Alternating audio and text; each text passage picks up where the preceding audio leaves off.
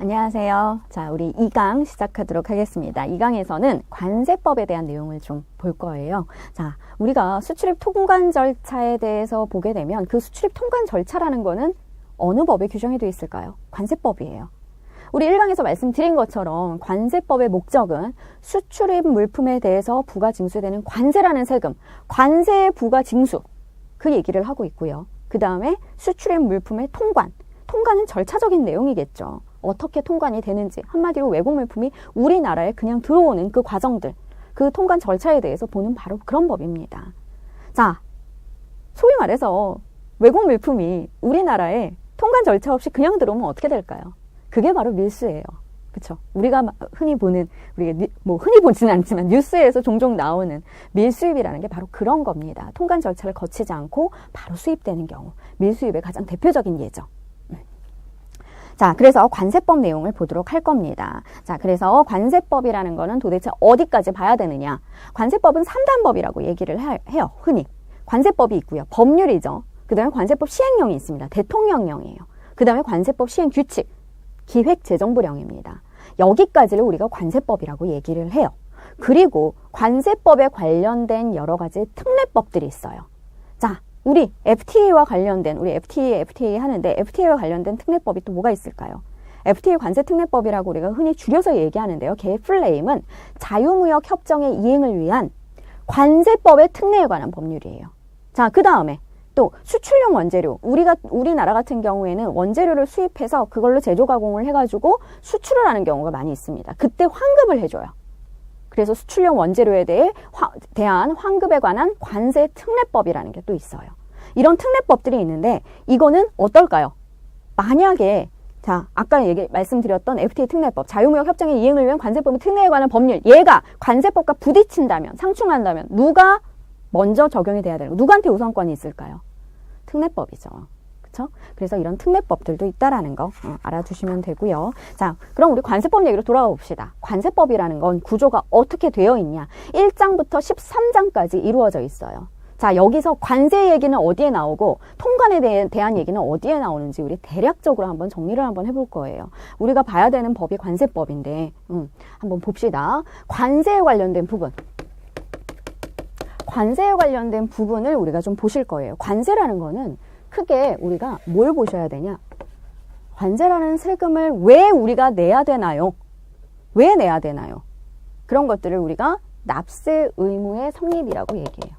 납세 의무가 성립했기 때문에 내는 거예요. 그냥 길 가는 사람한테 내라는 게 아니겠죠. 납세 의무가 성립을 했기 때문에. 자, 납세 의무가 왜 성립을 할까요? 우리가 4대 과세 요건이 충족됐다. 4대 과세 요건이 충족됐을 때 바로 관세라는 납세 의무가 성립된다라고 얘기를 합니다. 4가지예요. 4대 과세는 당연히 4가지겠죠. 자, 물건이 있어야겠죠. 수입 물품. 과세할 물건이 필요한 거예요. 이 과세한 물건에 대해서 세금을 낼 사람이 필요하겠죠. 납세 의무자. 그 다음에 관세라는 게 계산이 돼야 됩니다. 계산이 되려면 어떻게 해야 돼요? 과세 표준이 있어야겠죠. 그것만 있으면 되나요? 거기에 얼마를 낼 거냐? 관세율이 몇 프로를 낼 거냐? 관세율이 있어야겠죠. 자, 이렇게 4대 과세 요건이 성립하면 우리는 납세 의무가 성립했다. 이 사람은 이 물품을 수입한 이 사람은 이만큼의 관세를 낼 이유가 생겼다라고 얘기하는 거예요. 자, 이렇게 납세 의무가 성립되면 가만히 있으면 안 돼요. 이러한 납세 의무를 확정해야 됩니다. 납세 의무의 확정이라는 건 원칙적으로 어떻게 확정할까요? 신고납부예요. 신고납부. 전기세와 다른 점이 이거예요. 전기세는 어때요? 매년이 아니라 매달 고지서가 날라오죠. 부가고지 방식이에요. 하지만 관세라는 세금은 이렇게 납세 의무가 성립을 한다면 신고납부할 의무가 우리한테 생기는 겁니다. 신고납부가 원칙이에요. 예외적으로 물론 부가고지 하는 물품들이 몇 가지가 있긴 합니다. 이건 근데 예외고요. 이렇게 납세 의무가 확정이 되는 거예요. 그러면 그 뒤에 어떤 일이 일어날까요? 이렇게 확정시킨 신고납부에서 저 이만큼 내야 됩니다 라고 납세 의무가 확정이 되면 대부분의 경우는 내겠죠. 납부. 그렇게 되면 납세 의무가 소멸하게 되는 거예요. 우리 뒤에서 보시면 아시겠지만 납부를 해서 소멸하는 경우도 있지만 납부하지 않아도 소멸하는 경우가 또 있어요. 납부하지 않아도. 궁금하죠? 뒤에서 보실 겁니다. 자, 이런 게 지금 관세와 관련된 부분들이에요. 어디에 나와 있을까요? 지금 보시면 2장에 보시면 뭐 과세 가격이라든가 납세 의무자라든가 과세 물건 이런 것들이 다 2장에 나와 있어요. 납세무 확정, 납세무 소멸 다. 3장에 뭐가 나와 있어요? 관세율. 3장에서 크게 다루고 있죠. 그렇죠? 자, 그 다음에 4장에 뭐가 나와요? 이게 지금 2장, 3장에 이 내용들이 다 나오는데 관세법에서 4장에서는 자, 이렇게 해서 내야 되는 관세를 깎아주는 경우도 있단다. 자, 감면해주는 경우도 있단다. 그 다음에 분할 납부하는 경우도 있단다. 그 다음에 물론 이건 누구나 다 해주진 않아요. 요건을 갖춰야지. 돌려주는 경우도 있단다. 환급. 이런 내용들을 4장에서 얘기하고 있는 거예요. 2장, 3장, 4장에서 저 관세에 대한 부분을 다 얘기하고 있어요. 자, 그럼 통관에 관련된 부분은 뭐 어디서 얘기하고 있을까요? 자, 통관 절차. 우리 한번 대략적으로 일반적인 통관 절차를 한번 보도록 할게요.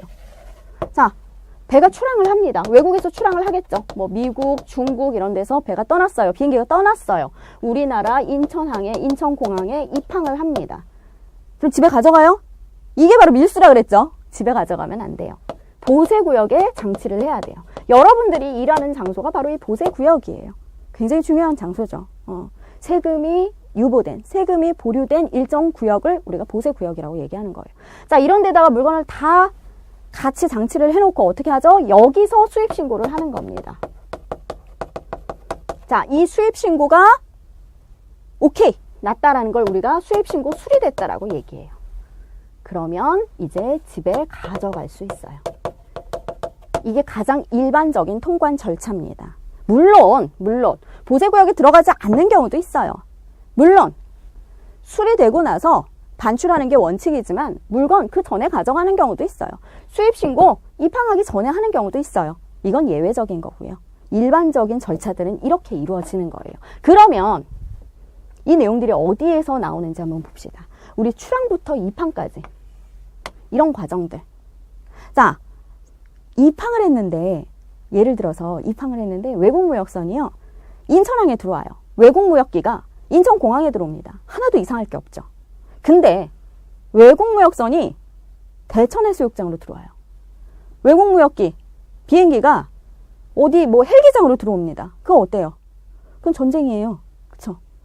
한마디로 입항 절차, 우리나라에 들어와야 되는 외국무역선기가 들어와야 되는 입항 절차, 정해진 장소로 적당한 그 법에 정해진 절차를 거쳐서 이렇게 입항하는 절차, 또 출항하는 절차 굉장히 중요해요. 그걸 우리 6장에 있는 운송수단에서 볼 겁니다. 보세구역 7장에 있죠. 그쵸? 8장에 보면 운송이라는 게 있어요. 운송이라는 건 뭐냐면요. 이렇게 생각하시면 돼요.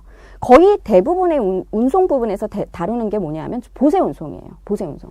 자, 입항하면서부터 보세구역까지 보세운송을 하게 됩니다. 보세운송. 이걸 이제 우리 8장에서 운송 파트에서 보실 거예요. 보세운송이라는 건 뭐냐? 한마디로 세금이 보류된 채로 운송하는 거예요. 자, 봅시다. 우리나라 있는데 자, 부산항으로 물품 들어왔어요. 개항으로. 자, 그러면 보세구역이 요 안에 있습니다. 여기까지.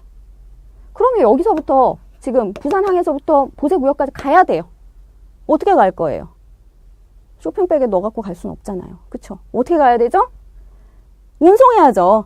근데 지금 이 물품은 어때요? 통관이 아직 안 됐죠? 한마디로 내국 물품이 안 됐어요. 그냥 외국 물품인 상태예요. 아직 세금 내지 않았어요. 그런 채로 운송하는 게 바로 보세운송이에요. 그렇죠? 이런 보세운송도 있지만 뭐 서울까지 운송하는 그런 보세운송도 있어요. 그런 보세운송 8장에서 보실 거고요. 9장에 나오는 통관, 출항부터 반출까지 모든 절차를 9장에 있는 통관에서 보실 거예요. 통관 파트는 바로 6장부터 9장까지 나와 있습니다. 자, 그럼 나머지들 볼게요. 1장, 이거야 뭐 총칙인 거고. 5장 보시면 어때요? 제목이 뭐라고 돼 있어요? 납세자의 권리 및 불복 절차라고 나와 있죠. 통관 파트와 관세 파트와 통관 파트 사이에 떡 들어가 있어요. 얘가 뭐냐? 쉬어가는 페이지냐? 아니에요. 이건 뭐냐 하면 관세법은요. 관세법은 사실 약간 오지랖이 좀 있어요. 그게 뭐냐 하면 우리 관세법에 만약에 뭐 세관장의 처분이 나한테 있었다. 세관장이 어떤 처분을 내렸다. 나한테. 거기에 대해서 내가 불만이 있어요. 그럼 어떡할까요? 행정심판 같은 걸 제기하게, 불복 절차를 제기할 거예요, 나는. 그걸 우리가 불복 청구라고 얘기를 합니다. 그런 불복 청구는 사실 뭐 행정심판을 제기한다. 그럼 행정심판법이 우리나라에 있어요. 있는데 관세법은 그거 안 따를 거예요. 관세법에 규정된 행정심판 절차를 따를 겁니다. 그래서 따로 규정을 해놨어요. 5장에서. 우린 여기 이 관세법에 나온 행정심판 절차대로 불복 진행을 할 거다. 이 얘기예요. 자, 그 다음에 11장, 12장에 보시면 벌칙과 조사와 처분이 있죠. 이건 또 뭘까요? 관세법을 위반했어요. 우리가 관세범이라고 얘기를 하는데 관세법을 위반해요. 쉽게 말합시다. 밀수입. 그거 어디 있을까요? 형법에 있을까요? 처벌이? 밀수입에 대한 처벌? 아니에요. 관세법에 있어요. 이렇게 관세범에 대해서는 관세법에 규정된 처벌대로 처벌할 거예요. 결론부터 얘기하면 더 무섭게 처벌합니다. 형법보다.